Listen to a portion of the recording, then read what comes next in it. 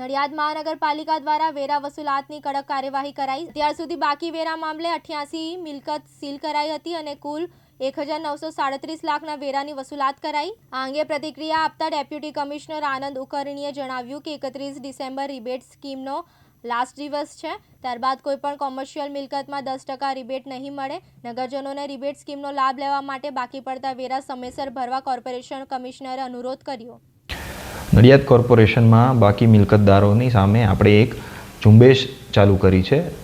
તે અંતર્ગત ચાલુ મહિને આપણે કુલ 88 જેટલી મિલકતો સીલ કરી હતી। આ 88 જેટલી મિલકતોમાંથી આપણને 19,38,000 જેટલી રિકવરી થયેલી છે।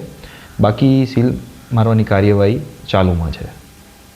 અત્યાર લગીને જે મિલકતો સીલ થઈ છે એમાં કઈ કઈ જગ્યાઓ અને કયો વિસ્તારોમાં અત્યારે સીલની કામગીરી અત્યારે હાલ યથાવત છે?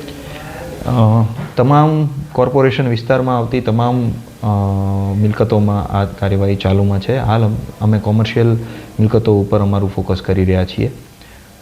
અને આ રિબેટ સ્કીમનું જે અત્યારે જે છે શું છે? રિબેટ સ્કીમ છે એ ચાલુ વર્ષની જે બાકી મહેસૂલ મિલકત વેરો છે એ મિલકત વેરો જો 31/12 સુધીમાં ભરી દેવામાં આવે તો એમાં 10% રિબેટની જોગવાઈ છે। એટલે મારી અપીલ છે તમામ શહેરીજનોને કે ચાલુ વર્ષનો બાકી મિલકત વેરો 31/12 પહેલાં અચૂક ભરે અને આ યોજનાનો લાભ ઉઠાવે। રિબેટ સ્કીમ બાદ બી વેરા વસૂલાતની કામગીરી યથાવત રહેશે? હા, વેરા વસૂલાતની કામગીરી વર્ષ દરમિયાન ચાલુ જ રહેશે। તૃષાલ પંડ્યા, દિવ્યાંગ ન્યૂઝ, નડિયાદ, ખેડા।